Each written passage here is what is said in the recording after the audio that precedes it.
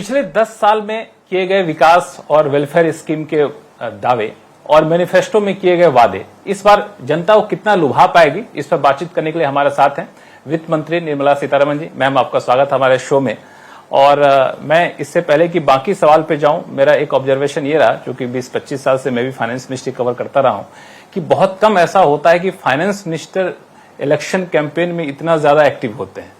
और मैं इसको इस नजरिए से देख रहा था कि वित्त मंत्री होने के नाते आपने सारे वेलफेयर स्कीम को स्क्रूटनी की होगी, देखा हुआ कि अच्छे से चल रहा है कि नहीं चल रहा है। अब जब लोगों के बीच आप जा रही हैं, साउथ से लेकर के बिल्कुल सुदूर नॉर्थ ईस्ट तक, तो कैसा रिस्पांस मिल रहा है लोगों का? बहुत अच्छा रिस्पांस मिल रही है। और ये बेनिफिशियरीज जो बोलते हैं वो मीटिंग में खुद आ जाते हैं। हमारे कार्यकर्तागण तो आते ही आते हैं, मगर बेनिफिशियरीज आते हैं। और अगर मैं कई बार कनेक्ट रखने के लिए प्रश्न के नाते पूछती हूं कि क्या आप में से किसी को उज्ज्वला गैस सिलेंडर मिला है, तो हाथ उठाते हैं। अच्छा। और घर मिला है, हाँ उठाते हैं। ऐसे करके मैं कल आपको जानकारी के लिए बोल रही हूँ, मिजोरम गई थी।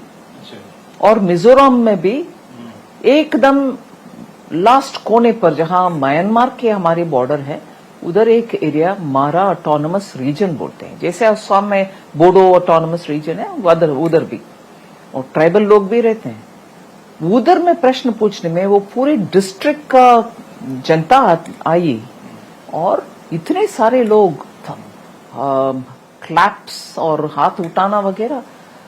मुझे एकदम प्रसन्नता है इस विषय की कि माननीय प्रधानमंत्री जी का वो जो एटीट्यूड है कि जनता तक हर स्कीम पहुंचना चाहिए और इसको मॉनिटर करो, और खुद मॉनिटर करते हैं प्रगति का प्रोग्राम के द्वारा, सबको मिल रही है। ठीक है, और लोग भी हो सकते हैं जिनको मिलना ही है और आने वाले दिन में उनको भी मिलेगा, मगर हर स्कीम प्रधानमंत्री जी का जनता के हित में जो अनाउंस किया गया है वो सब जनता तक पहुंच रही है। जनता तक पहुंच रही है।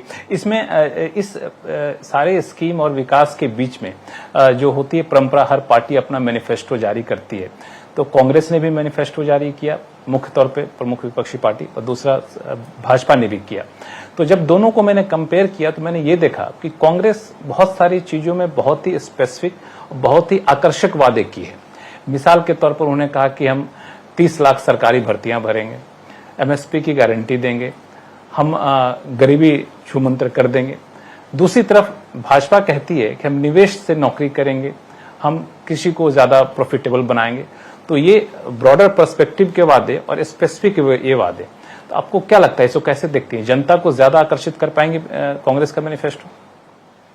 इसमें एक बात मैं जरूर जोड़ना चाहती हूँ जो मैनिफेस्टो में लिखित रूप में आपको दिखता नहीं, कि जनता ये भी उसमें से समझते हैं कि कौन इसको इम्प्लीमेंट करेंगे, और इम्प्लीमेंट करने के बाद राज्य और राष्ट्र के हालात गंभीर और नाजुक नहीं हो जाता। उदाहरण के लिए ऐसे ही लुभावने वाले बात हिमाचल प्रदेश में भी, कर्नाटका में भी दिए, और सरकार में आए भी कांग्रेस। आज तक आप देख लीजिए, पिछले 1 साल में से बार बार कर्नाटका के मंत्रीगण भी, चीफ मिनिस्टर भी मोदी जी को दोषी ठहराते हैं कि हमें पैसा नहीं है, ये सब प्रोग्राम हम चलाना है। और खुद उनके डिप्टी चीफ मिनिस्टर ये भी कहा कि ये पूरे कार्यक्रम के लिए पैसा दे दिया, मैंने डेवलपमेंट के लिए कोई पैसा बचा नहीं है, देना ही पाऊंगा। यही हुआ राजस्थान में जब सरकार कांग्रेस की थी। तब की मुख्यमंत्री माननीय गहलोत जी ने openly OPS, old pension scheme को जाएंगे, न्यू पेंशन छोड़ देंगे। क्यों आज कांग्रेस के मैनिफेस्टो में ओपीएस के विषय जिक्र नहीं हुआ? और जब पूछने में फॉर्मर वित्त मंत्री जी बोलते हैं नहीं नहीं वो प्रीमेच्योर होगा। प्रीमेच्योर के बाद हिमाचल भी बोले और राजस्थान भी बोले। इसीलिए मैं सारांश इस विषय का, जनता ये देख रहे हैं कि प्रॉमिस देने वाले कौन है और उसको सक्षम तरीके से इम्प्लीमेंट करने वाले कौन होंगे। कांग्रेस 3-4 बार एक्सपोज हो चुके हैं ऐसे लुभावने वाले बात देना प्रॉमिस के नाते, और जनता को उसके बाद हाथ उठाना। इसमें मैं थोड़ा सा एक दो स्पेसिफिक सवाल पूछूंगा कि एक तरफ प्रधानमंत्री मोदी कहते हैं, जो वादा भी किया गया है कि 2047 तक भारत विकसित भारत बन जाएगा। जाहिर तौर पे 2047 तक गरीबी हट जाएगी, ये मान के चला जाएगा विकसित भारत बनता है तो। दूसरी तरफ कांग्रेस के नेता कहते हैं कि हम एक झटके में गरीबी हटा देंगे। तो कितना फिजिबल है गरीबी को जल्द से जल्द हटाना, क्योंकि ये तो एक झटके में गरीब हटा देंगे, ज्यादा लोगों को अट्रैक्ट करेगा। एक झटके में अगर हट जाता गरीबी, माननीय इंदिरा जी को वो शायद वो मैजिक वॉन्ड उनके हाथ में नहीं है, ऐसे करके एलिवेट गरीबी हटाओ हटाओ, हर चुनाव में गरीबी हटाओ का नारा क्यों लगाना था। सो राहुल गांधी ऐसे पिक्चर दे रहे हैं जो उनके पिताजी या दादी जी और इवन उनके परदादा, उनको इतना ज्ञान इतना ज्ञान नहीं था। दे कुडंट डू इट, और ये मैजिशियन आ गए हमें। यही बात ना, इर्रेस्पॉन्सिबली जब बात करना है, आप जो भी प्रॉमिस देना है दे सकते हो। पॉवर्टी अलिविएशन भारत में एक डायमेंशन का नहीं है, बहुत सारे इंडिकेटर के नाते हम उस हर एक इंडिकेटर को उपयोग करते हुए देखना पड़ेगा। पैसा भी क्यों ना हो, एक्सेस टू एजुकेशन अगर नहीं है, एक्सेस टू मेडिकल फैसिलिटी अगर नहीं है, और एक्सेस टू स्किलिंग अगर नहीं है, कोई भी परिवार उस हालात से ऊपर उठकर आना असंभव है। इसीलिए मोदी जी का एम्पावरमेंट के लॉजिक को लेकर के हर एक पहलू, गरीबी का कारण जो होता है, उन सब के लिए कुछ ना कुछ मेजर्स लेके आ रहे हैं। एंड इसके कारण कोविड के बावजूद भी भारत में 25 करोड़ लोग को उस क्या बोलते हैं गहरा पॉवर्टी, एक्सट्रीम पॉवर्टी से ऊपर उठकर आ सके। इसीलिए पॉवर्टी को, ये पैसा फेंको गरीबी हट जाएगा, इस रास्ते से सोचने वाले गलत सोच। इसमें एक सवाल और पूछूंगा, फिर बाकी मुद्दे पे जाऊंगा। वो ये है किसान को लेकर। किसान आंदोलन काफी दिन तक चला, मुद्दा था एमएसपी की गारंटी दी जाए। भाजपा के मैनिफेस्टो इस पर चुप है, यह है कि किसानों की आमदनी बढ़ाएंगे, लेकिन विपक्षी पार्टियां जोर शोर से अपने मैनिफेस्टो में, चुनावी रैलियों में इसको उठा रहे हैं कि एमएसपी की कानूनी गारंटी देंगे। कोई गुंजाइश आपको दिख रही है कि ऐसा किया भी जा सकता है? हमारे प्रयत्न किसान के लिए, जैसे मैं गरीब के विषय में बोली, बहुत ही पहलू से कनेक्टेड है। किसान का आमदनी बढ़ाना, उनको मार्केट एक्सेस देना। भारत इतना बड़ा मार्केट है, पूरी दुनिया, ऑस्ट्रेलिया से, न्यूजीलैंड से, कनाडा से, सब चाह रहे हैं उनके एग्रीकल्चरल प्रोड्यूस को इधर ले आएंगे। गेहूं हो, दूध से संबंधित विषय, घी हो या चीज हो, और कनाडा से पल्सेस हो, दलहन हो, इन सबको मार्केट सब चाहते हैं। भारत का इतना बड़ा मार्केट, मगर उससे पहले हमारे ही किसान को इस मार्केट का पूरे एक्सेस मिलने के लिए मोदी जी लाख कोशिश कर रहे हैं कि मार्केट को ओपन करो, सभी किसान अपने आप कहाँ भी मार्केट प्राइस मिलेगा, और एक्सपोर्ट का जहां अपॉर्चुनिटी है वो मार्केट भी खोल दो। ऐसे करके किसान के विषय में, और उनके इनपुट कॉस्ट जो बोलते हैं, जो सामान खरीद कर किसान उपयोग करना है, उनका कॉस्ट रिडक्शन के लिए काम करते हैं। ऐसे, और वो ऊर्जा भी उत्पादन करें उनका खेती का चारों ओर से, और उससे उनका इलेक्ट्रिक बिल कम हो और वो कमा भी सकते हैं। ऐसे सोच समझ कर किसान का हालात बेहतरी हो, इसके लिए काम कर रहे हैं। दूसरी ओर ये सब के ऊपर ध्यान ना देते हुए, जैसे गरीब के लिए 1 लाख, ये इसी रास्ते पे चलते हुए एमएसपी दे देंगे, कानूनन दे देंगे, बोल सकते हैं, मगर जो एफर्ट अभी हुआ है उससे किसान, मैं इसमें डिटेल में जाने से पहले कांग्रेस के ऊपर एक आरोप जरूर लगाऊंगी, किसान के ऊपर, एमएसपी के ऊपर, और खरीद जो एमएसपी के द्वारा खरीदारी जो होती है, इन सब में कांग्रेस बात करने का उनका नैतिक अधिकार नहीं है, ये मेरा मानना है। क्यों? 2013 में वर्ल्ड ट्रेड ऑर्गेनाइजेशन का 2 सालाना, मतलब 2 साल के एक बार मंत्रीगण का स्तर पर मीटिंग होता है। उस मीटिंग में कांग्रेस ने 2013 में प्रोक्योरमेंट बंद करने का समझौता एग्री करके आए। 2017 से आज भारत देश में कोई भी किसान से एमएसपी के द्वारा खरीदना बंद ही होता अगर उस अग्रीमेंट को माननीय मोदी जी आकर हटा नहीं किया। हमने 2014 से लेकर 16 तक इतना नेगोशिएशन करके उसको हटा करके ये बोले कि पीस क्लॉज दो, मतलब हम जब तक एक परमानेंट सोल्यूशन नहीं निकलता हम खरीद भी लेंगे, स्टॉक भी रखेंगे और पीडीएस के द्वारा राशन भी देंगे। ये पूरे तीनों सिस्टम एकदम उस समझौता के वजह से हट जाना का कगार में आ गए हम। ये काम करने वाले कांग्रेस आज किसान को एमएसपी में गारंटी दे रहे हैं, फिर क्यों 2013 में ये समझौता डब्ल्यूटीओ करके आए? किसान का बर्बाद और रेशन में गरीब को जो मिलता है ये सब सत्यानाश होता था अगर वो आगे बढ़ते। एक बात तो मैं यहाँ पे जोड़ना चाहूंगा कि एमएसपी गारंटी को छोड़ दिया जाए। प्रधानमंत्री किसान सम्मान निधि योजना की शुरुआत की गई थी, 6,000 रुपए दिए जा रहे थे। तो कई लोगों की ये डिमांड थी कि जिस तरीके से इन्फ्लेशन लिंक्ड है उसको थोड़ा सा बढ़ा दिया जाए। बीच में ऐसा भी है कि शायद सरकार इस पर विचार करे। तो अभी ये आपको लगता है कि बढ़ाना वाकई सही मांग है? एक नजरिया से जो मांग रहे हैं उनका कारण हो सकता है, मगर देखना चाहिए कि क्या उससे कैसे अब हम आगे बढ़ेंगे। और छोटे किसान और भी है जिनको इसमें ले आना, जोड़ना, ये विषय में बहुत सारे पहलू है जिसके ऊपर अध्ययन सरकार कर रही है, मगर मैं ये अभी कुछ भी नहीं बोल सकती हूँ कि बढ़ेगा नहीं बढ़ेगा।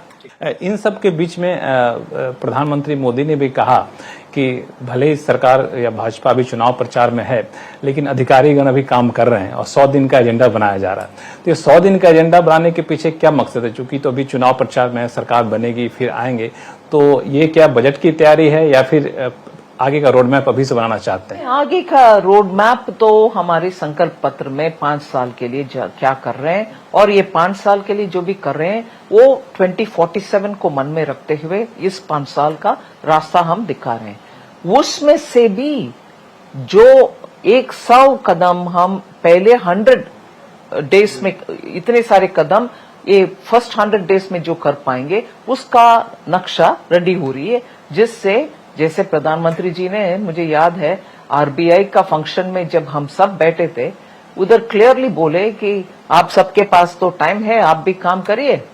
शपथ ग्रहण होने के तुरंत बाद हम एकदम काम में जुट जाएंगे। ये बयान काफी चर्चा में रहा, चूंकि आरबीआई को कहा जा रहा था। नहीं, सिर्फ आरबीआई के नहीं, जहां मेरा समझ है उस इवेंट में आरबीआई के उस फंक्शन में पूरे इंडस्ट्री से, बिजनेस से, बैंक से जुड़े हुए बहुत सारे वरिष्ठ ऑडियंस में थे और आरबीआई भी थे।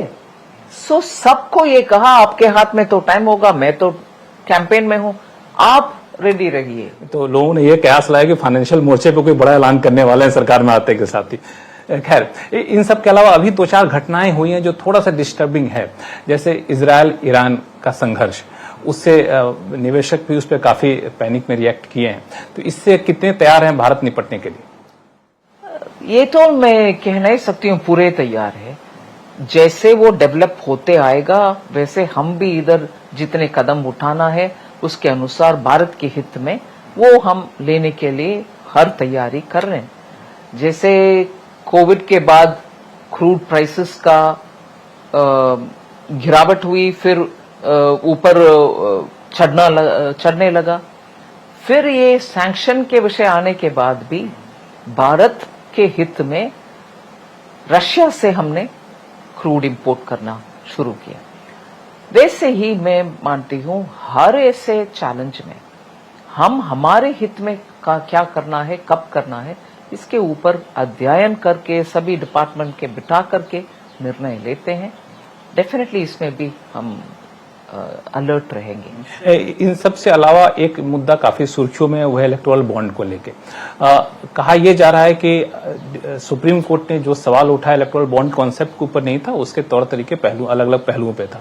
तो क्या ये माना जाए, क्योंकि प्रधानमंत्री ने कहा भी है कि ये एक बहुत ही अच्छा टूल था, तो नई सरकार आने के बाद अगर आप आती हैं सत्ता में तो इलेक्टोरल बॉन्ड को नए रूप में लाने की कोशिश करेंगे?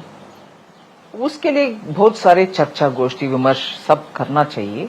और क्योंकि पिछले बार जो सिस्टम था उससे बेहतर था इलेक्शन बॉन्ड्स, अभी जो आने वाले दिन में जो भी करना है उसका भी मैं मानती हूँ बहुत कंसल्टेशन के बाद सरकार आगे बढ़ना चाहिए। इतने सारे आपने सरकार के कामकाज गिनाए, तो मेरा एक सवाल है कि वित्त मंत्री चूंकि चीजों में काफी दिल से जुड़ी रहती हैं, चूंकि पैसा खर्च होता है, खर्च करने की जिम्मेदारी आपकी रहती है, लेकिन चुनाव में इन डेवलपमेंट के मामले को चर्चा होते होते बात भटक के चली जाती है पोलराइजेशन पे, तो ये आपको दुखी करता है या फिर आप कैसे देखती हैं? क्योंकि डेवलपमेंट 10 साल सरकार ने किया है, उस मुद्दे पर चुनाव लड़े जाने चाहिए, उस मुद्दे बहस होनी चाहिए, लेकिन उस मुद्दे बहस होते होते मुद्दा कहीं और चला जाता है। बिल्कुल आप सही कह रहे हैं, क्योंकि मोदी जी का परफॉर्मेंस, उनके डेवलपमेंट और गरीबी हटाना, गरीब का समझना, गरीब के रिक्वायरमेंट को समझ करके पिछड़ा और दलित और ट्राइबल लोगों को उनके समस्या उठाना और उसका निष्कर्ष ले आना, इन सब में मोदी जी का रिकॉर्ड परफेक्ट है। ये इस विषय के सामने उठाते हुए हम आगे बढ़ रहे हैं जनता के बीच में, और विपक्ष को ये पूरे समझ है कि इस रिकॉर्ड को हम तोड़ नहीं सकते। इस रिकॉर्ड के सामने उनके पीछे 10 साल हो और उससे पहले 40 साल हो, कुछ खड़ा हो नहीं सकता है। इसीलिए उनको सूटेबल है कि जैसे पहले करते थे, आप पीसमेंट का राजनीति, माइनॉरिटी को अपीस करो और भटकाव की भाषण दो और मेजॉरिटी को बार बार दिखाओ कि आप कुछ नहीं है वगैरह वगैरह। ऐसे पोलराइजेशन उनको आवश्यक है, हमें आवश्यक बिल्कुल नहीं, क्योंकि मोदी जी का ट्रैक रिकॉर्ड इतना स्पष्ट है। डेवलपमेंट के रास्ते में जब सबको सब मिलता है, ये भेदभाव का कोई स्थान ही नहीं बचता इस देश में। देखिए कैसे ज्ञान का गरीब, युवा, अन्नदाता और नारी, इनको क्यों सामने रख के प्रोत्साहन के नाते बात करते हैं मोदी जी, क्योंकि जब गरीब की बात करते हैं उसमें सभी जातियां और मजहब आ जाता है कि कोई भेदभाव नहीं है, गरीब हो तो आपका आगे ले जाना ही चाहिए, वैसे ही नारी वैसे ही। इसीलिए मोदी जी का मन में इस देश में सब आगे बढ़ना चाहिए, ना कि एक वर्ग, ना कि दूसरे वर्ग से झगड़ा करना। ये टिपिकल कांग्रेस के मन से। इतने सारे कहने के बावजूद कांग्रेस आरोप लगाती है कि दो मुद्दे से हमेशा सरकार या बीजेपी भाग रही है, वो है महंगाई और रोजगार। इस मुद्दे पर प्रधानमंत्री इंटरव्यू में कुछ नहीं कहते, मैनिफेस्टो में कुछ बड़ा नहीं कहा जाता है। क्या वाकई ऐसी चीजें जिससे बचना चाहती है बीजेपी? मैं ऊपर से उनसे एक प्रश्न पूछना चाहती हूँ। पिछले अक्टूबर 22 से लेकर 23 नवंबर तक 10 लाख सरकारी नौकरी में हाथ में अपॉइंटमेंट लेटर देने वाले कौन है भाई? राहुल गांधी है। उनके राजस्थान में या उनके हिमाचल में सरकारी नौकरी किसी को दिया? मोदी जी ने दिया। और स्टैंड अप के द्वारा कितने लोग यूनिकॉर्न बने, 100 लोग। ऐसे यूनिकॉर्न में एक बंदा चलाता है कि उनके अंडर काम करने वाले भी होते हैं। इसीलिए और उस तरह का जॉब्स भी, और स्वनिधि के द्वारा छोटे छोटे एमएसएमई का, ऐसे छोटे उद्योग भी बड़े उद्योग भी मोदी जी करके दिखाए। मगर आप लोग कुछ नहीं किए और रोजगारी के ऊपर हम बात कर रहे हैं और वो शिकायत हमारे ऊपर डाल रहे हैं। और महंगाई के विषय में आप देख रहे हैं कि महंगाई कम होते आ रहे हैं और हमारे द्वारा कितने सारे दाम कम करने वाली चीज, भारत आटा, नेफेड के द्वारा, मदर डेयरी के द्वारा आलू प्याज का बंटवारा, ये सब कौन करना? हम तो किए हैं। मगर यूपीए के सरकार के द्वारा 10 साल के 22 मंथ्स कंटिन्यूअसली लगातार डबल डिजिट में इन्फ्लेशन उनका समय में था, हमारा नहीं। एक आखिरी सवाल आपसे पूछूंगा, क्योंकि वित्त मंत्री होने के नाते भी आप उसके बाद भी चुनाव प्रचार के दौरान भी अब काफी इलेक्शन कैंपेन में जा रही हैं, अलग अलग जगहों पे जा रही हैं। तो पहले ये मामला चला कि शायद वित्त मंत्री निर्मला सीतारमण लोकसभा चुनाव लड़ेंगी, आपने कहा कि नहीं मैं अब नहीं लड़ूंगी। आपका एक बयान बड़ा सुर्खियों में रहा कि मेरे पास पैसे नहीं है, मैं नहीं लड़ सकता। तो कैसे देख रहे हैं, क्या आपने क्या सोच के नहीं लड़ने का फैसला लिया? आखिर पार्टी तय करती है, मैं कुछ भी कहूं, आखिर पार्टी अगर बोलती है नहीं आप जाओ इधर कंटेस्ट करो, हम तो मानने वाले पार्टी हैं। कार्यकर्ता बीजेपी का कोई पार्टी के खिलाफ नहीं बोल सकता, बोल भी नहीं करते हैं, क्योंकि हम तो पार्टी को ही सर्वोत्तम मानते हैं, देश के बाद पार्टी। चलिए, बहुत बहुत शुक्रिया मैम हमसे बातचीत करने के लिए, और मेरी शुभकामनाएं कि आप जाती इतनी मेहनत करती हैं, धूप में अपना ख्याल रखिएगा। धन्यवाद। थैंक यू जी। तो ये थी वित्त मंत्री निर्मला सीतारमण जी, जिनका साफ तौर से कहना है कि जो सरकार ने पिछले 10 साल में किया है उसका काफी ज्यादा असर लोगों में दिख रहा है और इसका प्रतिबिंब आपको चुनावी रिजल्ट में देखने को मिलेगा।